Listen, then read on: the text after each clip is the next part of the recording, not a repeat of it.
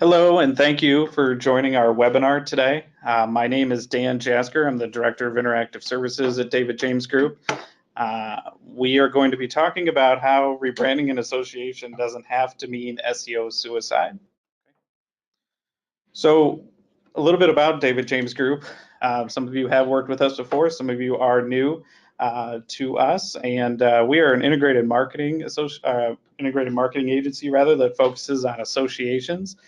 So we have experience working in branding, web design, web development. We have content, PR, social media experience, as well as SEO and SEM.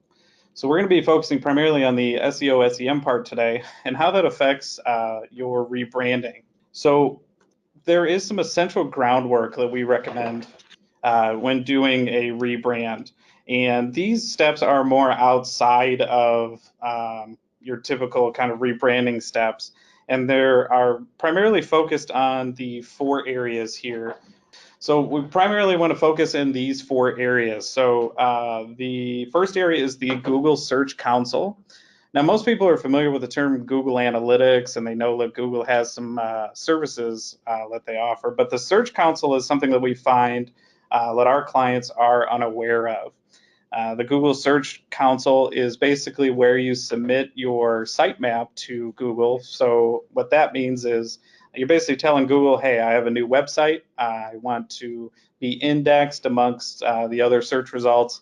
And a lot of people don't spend a lot of time in there, and there's a lot of good data that can help troubleshoot pages, people that are experiencing errors finding things on your website, as well as any usability errors. This is a great way to log in and be able to locate any of those errors easily. Google Search Console is at no cost, so it's important to make sure that you utilize all the features that are in there. The second item is Google Analytics. So this is your data. This is how your users are using your website. What are they looking at? What are they engaged with? Where are they located?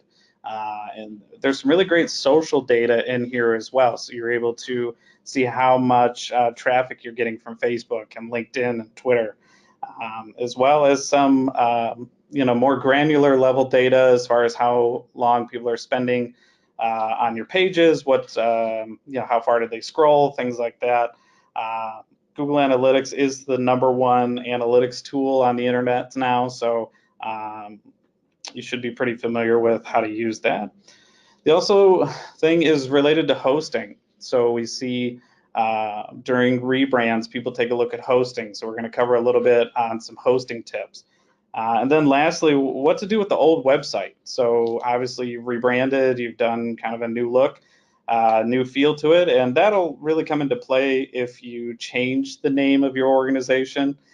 If you kept the name of your organization, obviously you would just kind of archive the old site and put the new one up there. But what do you do if you've changed the name of your organization? What do you do with the old website? So we'll be covering that today. So as I said, Google Search Console covers all basically aspects of your website just from a usability standpoint, as well as some more technical components in there. So all major search engines offer this Search Console. They call them webmaster tools. So if you're on Bing or Yahoo or Yandex, those search engines all have their own webmaster tools. They're all pretty much set up the same way. I just say they're not as thorough as the Google Search Console. So here you can make sure that Google can access your site. So that's obviously very important. If people cannot get to it, they cannot read your content. It also allows you to monitor content as well as engagement results. So this is kind of a slim version of your analytics, but you're able to see this kind of data in there. And it also helps you monitor and resolve any malware that's on your site. So if you are on a server and you get a malware or a virus notice from your hosting provider, this helps you kind of target where the infection is and what you can do about it. So a lot of stuff in this Google Search Console, and again, we find our clients just are not aware of this. So make sure that if you are using Google Analytics that you also use the Search Console as another Google product. Google Analytics, as I said, this tracks all kinds of important and key data. It also allows you to export out your data into Excel documents, PDFs. You can sort things by date and whatnot. So that's very important when you're doing a rebrand, is you want to make sure that you kind of have your data set before you push through, the new website design. So you can compare and contrast data to determine whether what you did during the rebrand makes sense, and the changes that you've made, were a success there. So Google Analytics gives you really, again, granular data. So you're able to see where your members live, if you're an association there. What websites are sending traffic to my site? That's called referral traffic. So you'll be able to see who's linking to your site.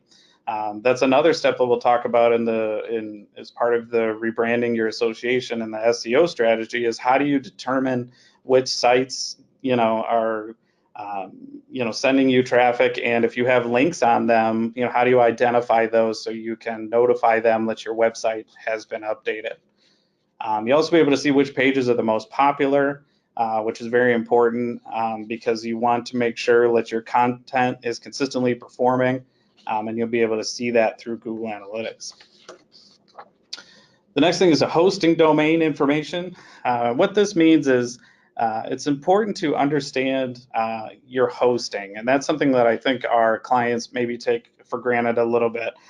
Because hosting is very important in terms of things such as location, being able to make sure that your web host is near your members, because SEO today is all about speed. People are on the go. Everything's got to be mobile friendly. Everything's got to be responsive. So having your hosting set up correctly will ensure that your website is fast. People are able to engage with that information. So the three things that we look at when we recommend a host for our clients is to take a look at the speed, the amount of support, as well as the security component. And also take a look at scale as well. Everybody starts with a smaller website, and then obviously it's going to get larger as you add more content to it. So it's important to make sure that it's also able to scale as you grow in your association. So the first thing you want to take a look at is, what kind of support am I going to get? Support meaning technical support. So if the server goes down, or there's malware, or there's viruses on there, are there services in place that allow me to take advantage of that?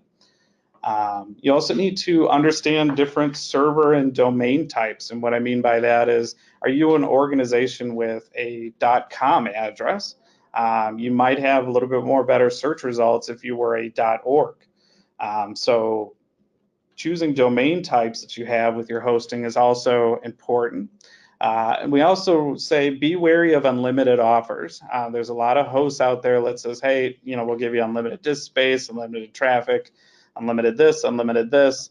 And that can be troublesome, because that means that you're probably on more of a cheaper host, and you're not going to get as good service when it comes to, again, the speed, the support, and the security component of it. So be wary of those unlimited offers that are out there.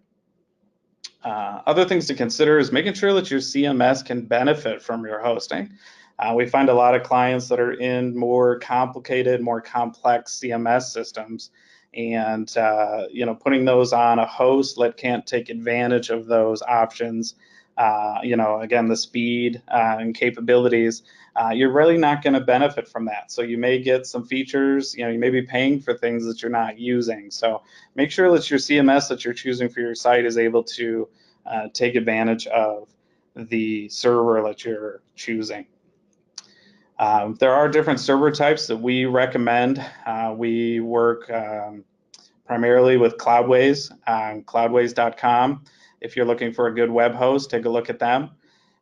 They have a variety of different hosting options, things like that, but they're really built for speed. They have really good security and good scalability as your site moves forward. So just a recommendation to put out there based off what we recommend for our clients.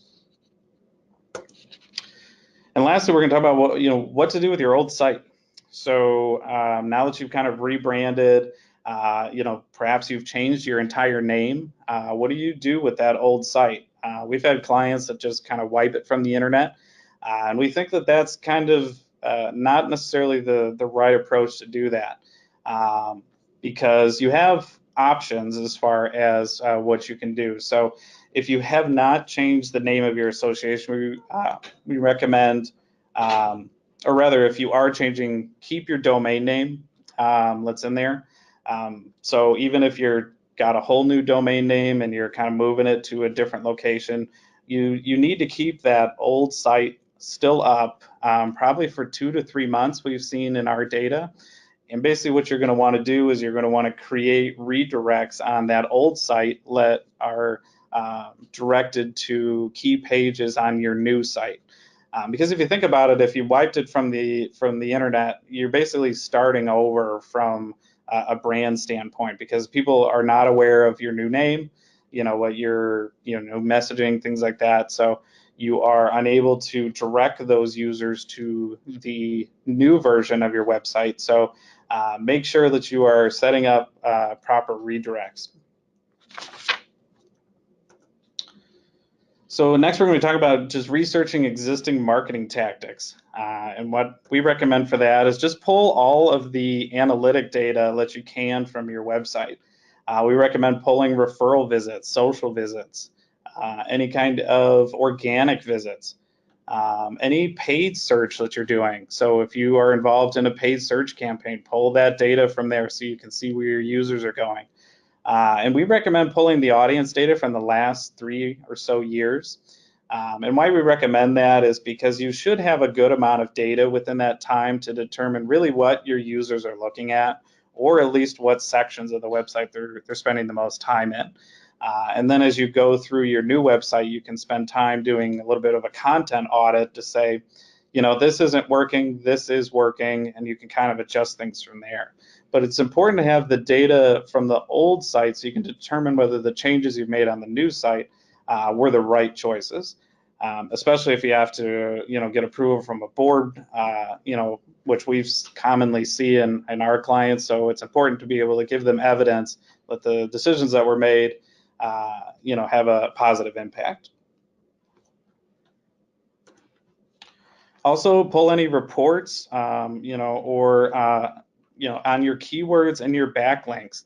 Now, to some of you, that may sound a little foreign, but what that means is if you are doing any keyword, strategy or SEO strategy, maybe you've hired a firm that you're working with, you want to be able to pull the keyword data on there to determine how well that's been performing for you.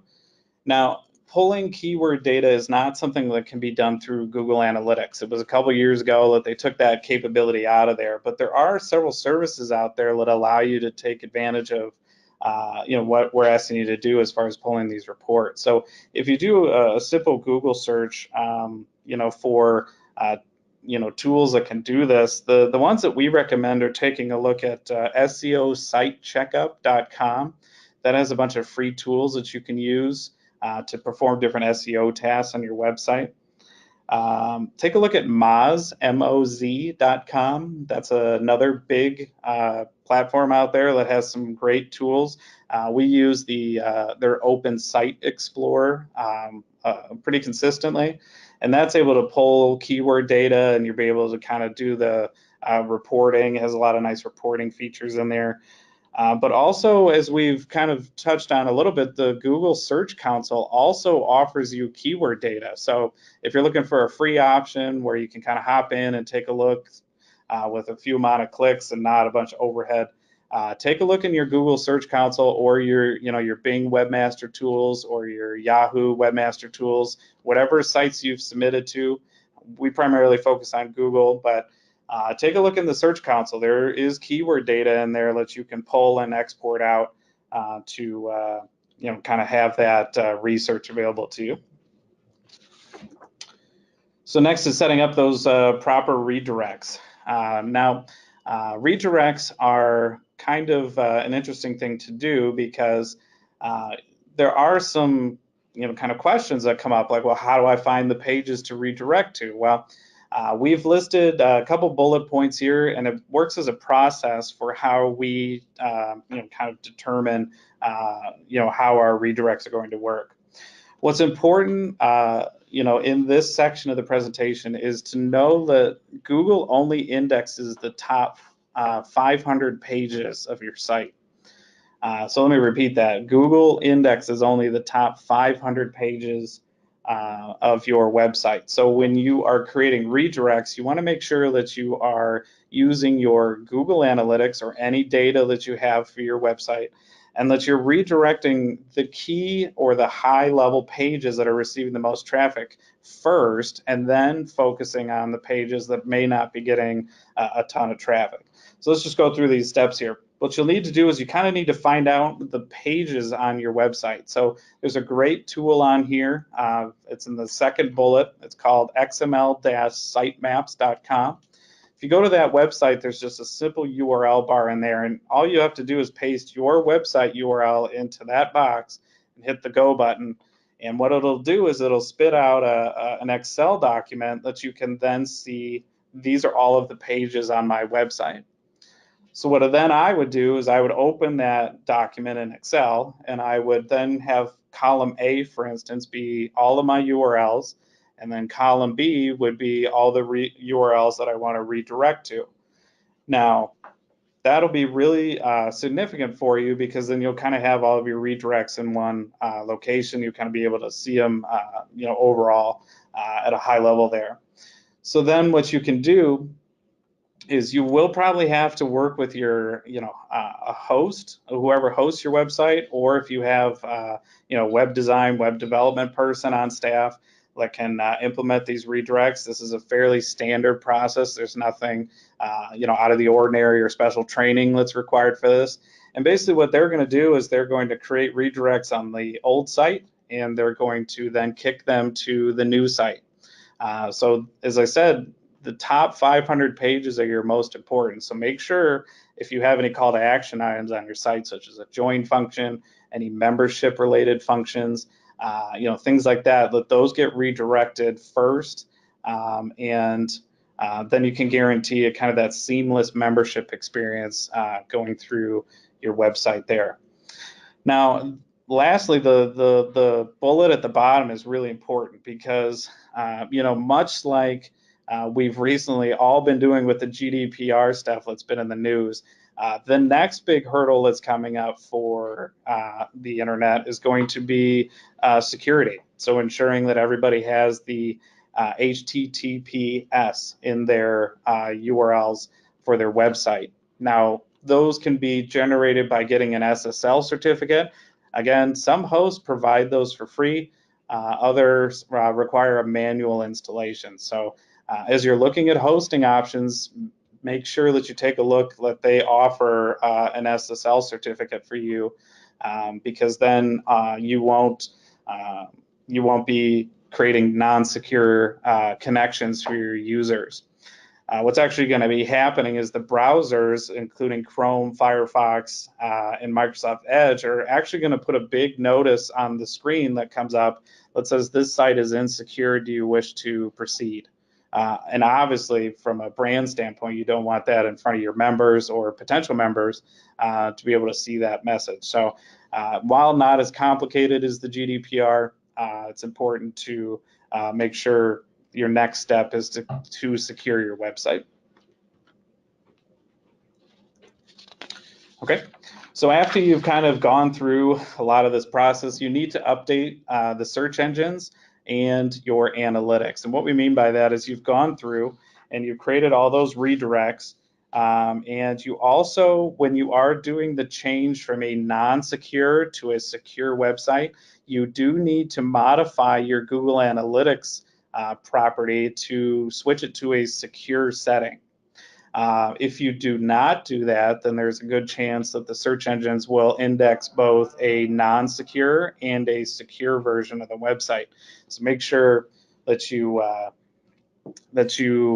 change that setting to ensure that the correct analytic data is taken moving forward. You'll also want to take advantage of the Google Search Console's feature called change of address.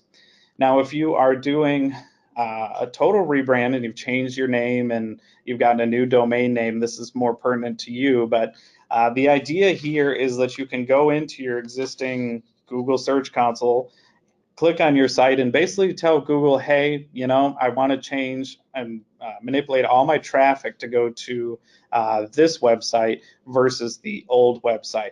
It's kind of like a find and replace if you think about it, but it's the idea here is that you need to make these necessary changes so Google can then do their thing when it comes to indexing your site as well as indexing your brand.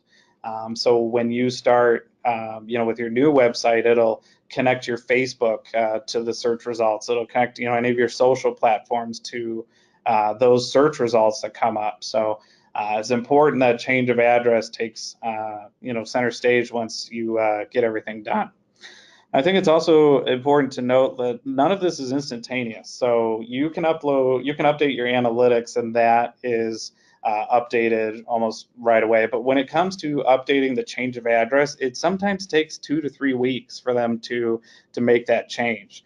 There's no pushing it through or forcing it through. You're able to you have to wait 2 to 3 weeks for them to do that. So kind of put that into your plan of action. How I have to do this at a certain time so I can meet this launch date, instead of kind of saying everything goes at one time. So it's kind of a key step there. The next thing is talking about authorship. So if you write custom content or you've shared, a blog or you posted a blog to another website, you're going to need to basically identify those websites and how you can update your link. So again, if you did a complete rebrand, changed your name, you're on a new domain, what you can do is you have to update those URLs. So if people really like what you're writing or they give you a credit somewhere, you have to be able to kick them to your new site and not your old site. So there's a couple different ways to do that, because we always get the question, well, how do I find all these things? And we have some clients, that are better than others, but for the most part, most of them like to know how they can find sites that they've written or linked to them, or have some kind of connection between the two. So these top 4 services are what we recommend. Ahrefs is a great tool. Basically what they're doing is they search through the whole internet and they provide you a report of these sites linked to you, things like that. Majestic is another one that we've used kind of on and off, and that kind of provides the same thing, but it provides a little bit more detail about things, so that's good. SERPstat is another one. SERPstat, the SERP for those SEO friendly people, that stands for Search Engine Results Page. This is a great tool for all kinds of things, but especially for finding those kind of authored posts and doing backlinks on there. And then we talked a little bit about Moz.com. So Moz.com is another tool, specifically their Open Site Explorer. That's another tool that's really nice to use. One little recommendation that I would make, and one of the sites that I'm on a lot, is appsumo.com, appsumo.com. It's kind of got a funny name, but what that platform does is it has a lot of these tools at a discount, sometimes at a lifetime package you can get from them.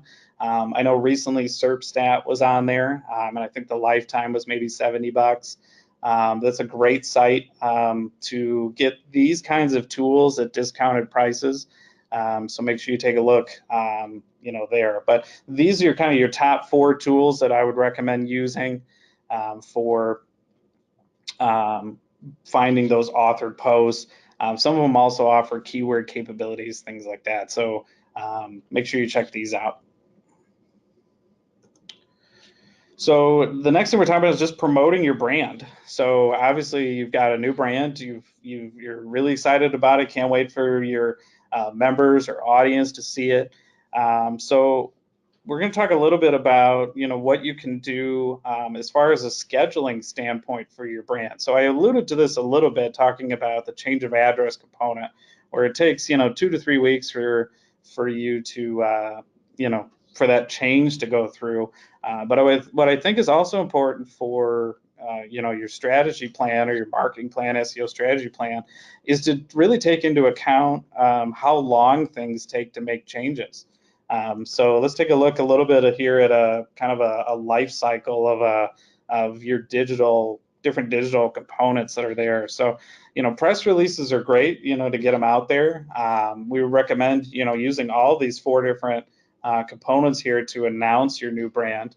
But press releases, take a little bit of time to get picked up. So if you've set a launch date, say for June 1st, you want to start working backwards from that date to get out the word through press releases so they can get potentially picked up, kind of over time.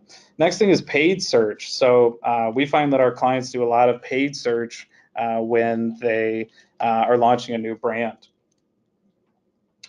So paid search is, great. It's an opportunity, even with a small budget, to widen your audience and the exposure of your website or of your new brand, rather. And you can do things even on a smaller budget. So if you even throw $500 at it, you can still see results on there. So we recommend, kind of giving that a little time to develop. You're going to need, a couple weeks, maybe a month even, to see some results on there. So it's important to take those timeframes into mind. The next thing is email. So email is often instantaneous. You send it, your members read it. It's kind of the quickest way to do it. But remember, it takes time to generate, copy for these emails, graphics for these emails, what you kind of want to say in there. So make sure that you're planning enough time for that. And again, this is a new brand, so you want to make sure that it's promoted effectively, creatively, and at a bigger scale. It's a big announcement. So make sure that you're kind of planning enough time to do emails. The last thing is social media. So social media is, just taking over these days. I mean, you're constantly hearing about the effects of, different brands and having more success than others. But the idea here is when you also have to update all of your social media platforms. So for those of you that are on, 20 of them, you need to make sure that, you're updating Facebook, and you're updating your LinkedIn and your Instagrams and your Pinterests. And your Twitters and all those platforms. Now, there are some caveats when it comes to updating your, your social platform. So, for instance, Facebook has certain rules that are put into place when you are updating the URL of your Facebook page. So, if you go to davidjamesgroup.com and you take a look at our blog, you'll see that there's an article on there related to this that has a nice article kind of put in there that has some interesting social tips on how to kind of conquer these social roadblocks. And the biggest one that appears to be the issue is Facebook. So take a look at their rules and take a look at what you can do. So obviously changing out the graphics, such as your profile photo and your cover photo, are pretty straightforward, but some of the more technical components, such as the URL, things like that, there's certain, I think you can only change it a certain amount of times, things like that. So some of the more granular level things are in there. So another thing to take note with social media is that, it's instantaneous for you if you're logged into Facebook and you're taking a look at it,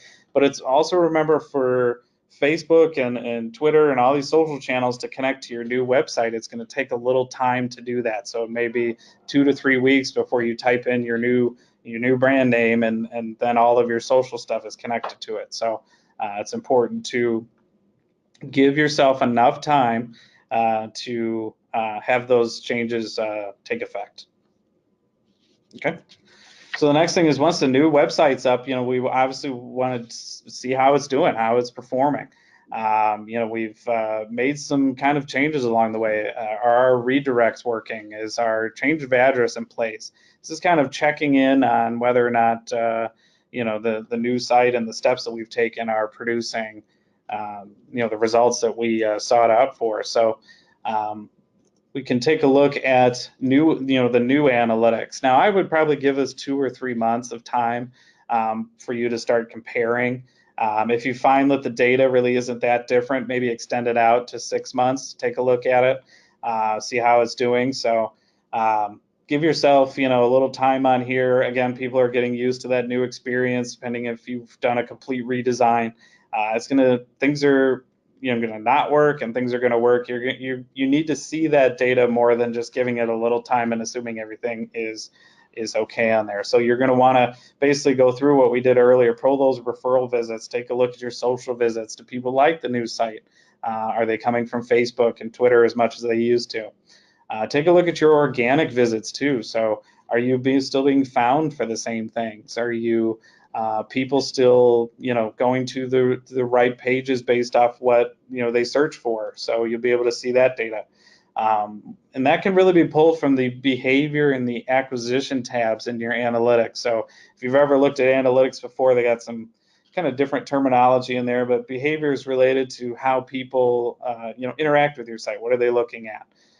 Acquisition refers to how did you get these people? Do they come from social media, organic search, things like that? So you'll focus in these 2 areas on your analytic data, so then you can compare and contrast with the data that you pulled from your old site. So now we're going to talk about some additional tips and tricks that we have that we recommend for our clients. And I think there are a couple things that our clients don't really think about until they're kind of in this rush to get the website up and to do all this stuff, that they kind of forget about some additional opportunities that they have to help their memberships or customers to basically acknowledge their new brand. So let's take a look at the first one here. Adding formerly to your page title. And this is great. Then we put an example up here. So this group here, GHI had rebranded as Emblem Health. So in their page title, which is in blue on the screen here, you can see that they put Emblem Health, formerly known as GHI Doctors in Chicago, Illinois. So that's something that if you are doing a rebranding, changing your name on there, try adding formerly known as. It's kind of a Prince thing, but it's an interesting twist that you could put on your page titles there. So if people are searching for you, they can say, oh, these guys have rebranded. I formerly knew them as such and such company. So that's really good. So you can see that they've put it in their page title where it says Emblem Health, formerly known as. But underneath the URL, they've also put it in their description, their page description. So you can see find Emblem Health, formerly known as GHI Doctors in Chicago.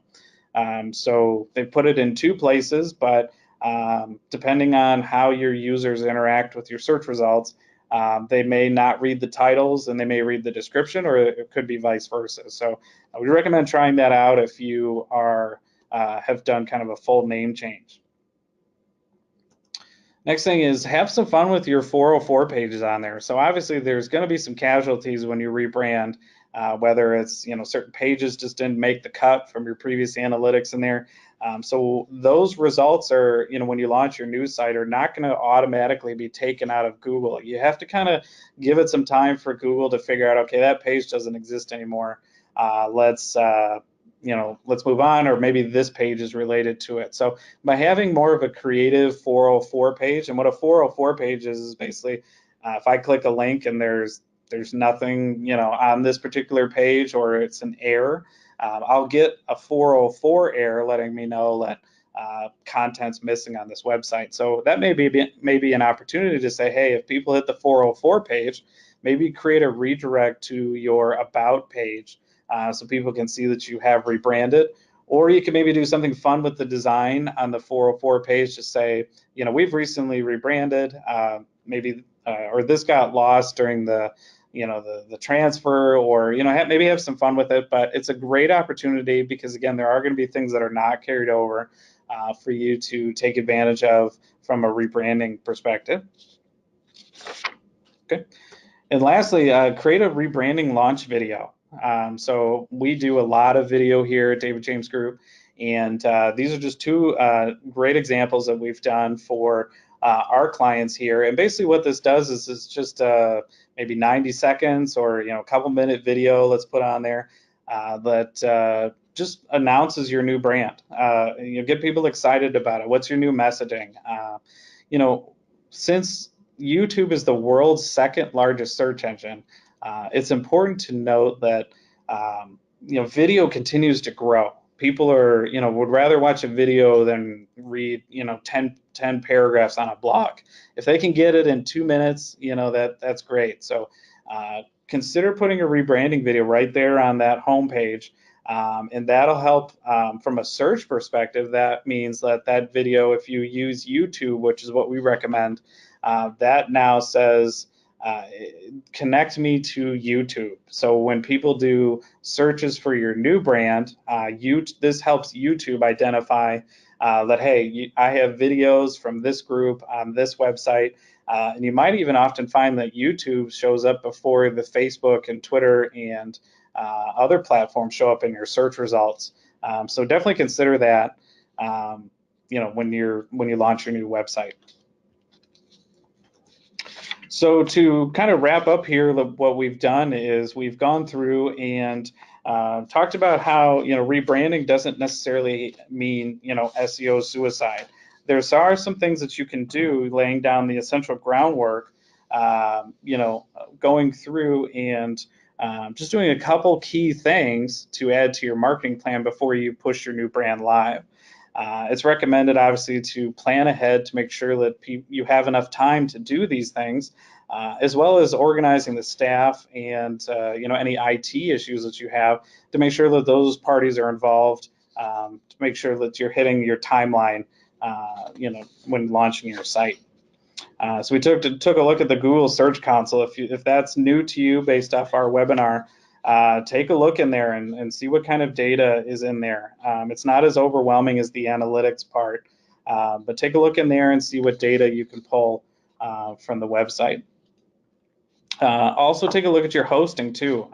Obviously during a rebrand, hosting is something all of our clients look at. So again, recommending the speed, support, and security, those 3 S's, as well as taking a look at scale.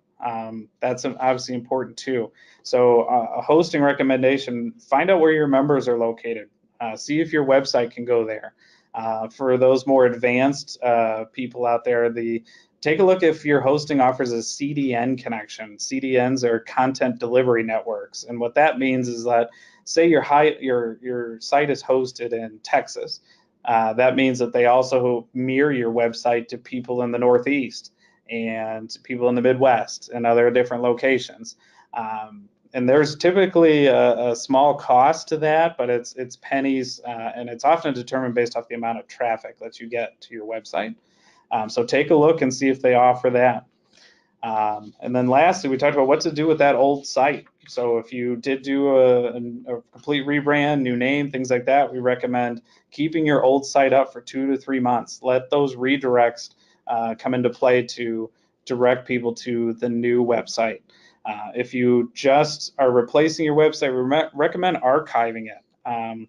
Maybe there's something that didn't make the cut that is you're seeing in your analytics that your users are looking for. You're able to quickly load that up and pull content back into the website. So never delete anything, always archive it. So I think next we are going to go through some questions that were submitted. So thank you to those. You can also submit your own question through the control panel here for GoToWebinar. So if you do have some questions, you can put those in there. So first question that we got is, what's the difference between organic and paid search? So that's a great question. Organic search is really just your natural content. That means you've put no money towards it. You're just writing blogs and different types of content, and that is organic. So that means you're just getting it for free. And paid search means that you're putting money towards it. We talked a little bit about in one of the slides about paid search, putting $500 towards it to appear at the top of the search results for things. That is paid search. Now, paid search is great because it achieves a higher result in a shorter amount of time. Obviously, the money helps in this scenario, but you're able to be pushed to the top of the search results there versus kind of being buried on page 30, which is not ideal. So we find that 9 times out of 10 you can organically rank for something that other people are paying for. Again, it depends on the type of content and what you're doing, but if you want to get a quick result right almost immediately within a couple days, paid search is your way to go. So if you're taking a look at rebranding and you want to get the word out a lot faster, we'd recommend doing paid, while organic may take 3 to 6 months for it to show results for that. So that's the difference between organic and paid search. The next question that we got is, should I optimize my domain name to include keywords? That's a great question. So your primary domain name should not include keywords unless your association or organization has a keyword in it. So we work obviously with a lot of groups in the healthcare space. So they may focus on elbows or shoulders or knees or feet or things like that. So those kinds of keywords, putting them into your domain would make sense. But if you're an organization that's more of an acronym, not a keyword doesn't apply to you, you can actually get penalized by doing that because Google kind of thinks you're stuffing keywords in there. So we had an example, of stuffing a bunch of keywords into a domain name, and they end up getting really long and kind of confusing. So we would just recommend if put a keyword in there if it makes sense. If not, just stick to your acronym or whatever your brand name has. The next question that we got was, how do I know I'm using the right number of keywords on a page?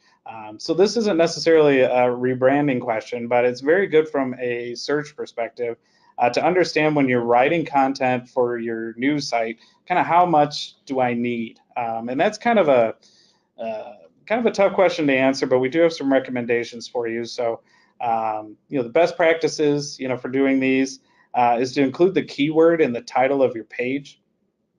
You want to also make sure that you're putting your keywords in the first 15 words of the first paragraph, in the last 100 words of your content. You also want to make sure that it's in any image tags, that if you're using images within your post, you want to make sure that those have keywords implemented into them.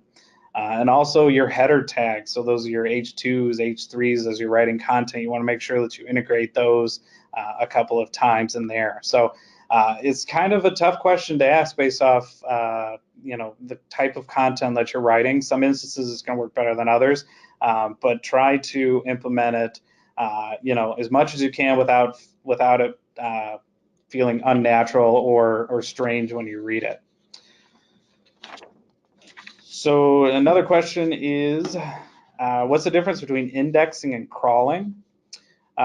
So indexing refers to basically what happens after a search engine crawls your website. So crawling means that it's going through your site, it's trying to find out all the pages, it's going through your navigation, it's going through all of your different levels of your site there, any internal links that you may have, and then it's indexing that content into a structure that the search engines can understand. So the crawl is the action of finding everything. The index is once it's found everything, it's putting it together.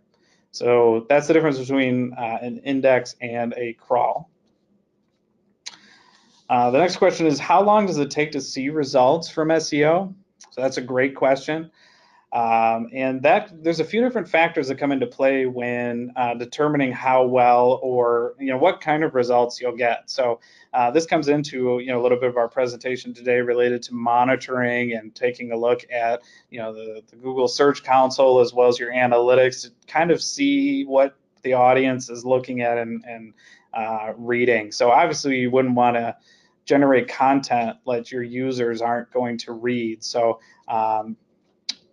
but being able to kind of see the results from them is going to really be determined on how much content you create. So if you're writing one blog post a month, you're probably not going to see very high results. It's going to be very slow moving forward. We would recommend, at least 5 blog posts a month if you have the capabilities to do that, or even more. That would be ideal. It's also the quality of the content. So is it over technical? Is it hard to read? There are different readability tools that are out there if you Google to determine whether a 3rd grader could read this or you need a PhD to read this. So you kind of need to determine the quality of your content will determine your results as well. And then also depending on the size of your site. So if you're a big site or a small site, that will determine how quickly you see results in there as well. So a large site can see results possibly in a couple days, but smaller sites often take longer, maybe a week, closer to even maybe a month. And you obviously, SEO is an ongoing thing that you want to obviously make changes every couple months to your strategy, find out what's working, what's not working, and go from there. So what we typically see from results from SEO is really in 2 to 3 months. Most of our clients are either not doing SEO or they're doing very little. So we're able to kind of do a quick turnaround in 2 to 3 months to start seeing some results, as well as giving them directions on what to write about, as well as ways that they can improve content, including training staff members on how to do SEO. So when they're writing content, they can do things correctly. So the last question that we got on here was, how can I see if my site is indexed? That's a great question. So maybe you're a new, executive, or maybe you're a new marketing manager and you've come in and you're kind of picking up where you left off, and you don't know the status of your website or where it's at. So what you can do is take a look and see if you have any login for Google. Take a look at that Google Search Console, see if any site maps have been submitted to the search engines, because they're not going to find you if you don't tell them you're there. So if you don't have anything for that, you can take advantage of just the Google search box. So if you go to Google, google.com, and you get the little search box that's there, if you type in site, S-I-T-E, colon, and then you put in your domain name. So for us, example, site, colon, davidjamesgroup.com, and I click enter, or hit enter, what it'll do is it'll show me all of the search results that have come up for that particular domain. So if you did a search for David James Group on there, you would see that all of our pages are on there, as well as our descriptions and things like that. That's a great first step for you to determine if your site is indexed. So if it's not indexed, you need to obviously notify the right people, whether it's the people that host your website or the IT group that you work with, and get your site submitted in there. So that's key, because we have a lot of people that just don't know. They search and they don't come up where they expect. So maybe they're not in there correctly, or maybe the Google Search Console is showing some errors that you need to be, or you need to get addressed on your end. So taking a look, there are no other questions. Again, if you do have any other questions, you can always shoot us an email. I have my email on the screen here. It's djasker@davidjamesgroup.com. And if, as you're going through this and you have any questions or any more technical questions, or even the questions that you don't feel comfortable asking, you can easily do that. Just shoot me an email, and I will respond to you. So I just want to thank everyone for joining today. Hopefully you've had a great opportunity to see some of the things that we do on our ends, because obviously we do a lot of rebranding and making sure that search and search and as well as design, things like that are taken into consideration when it comes to recommendations for our clients' marketing plans and search strategies that they have. And hopefully there's some tools that you can take a look at that will give you a little bit more insight to things that you're specifically looking for. Whether it's that keyword data that we talked about, whether it's traffic, the amount of pages, things like that, what people are looking at. All of those tools, I'll give you a tip, are also competitor focused as well. So if you want to take a look at what they're doing down the road, you can put in their URL and see the things they're writing about, as well as the keywords and things that they're focusing on too. So you can then take advantage of them and be able to start integrating some of these similar things into your website. So again, appreciate you guys taking time out of your day, and hope you have a good rest of the afternoon.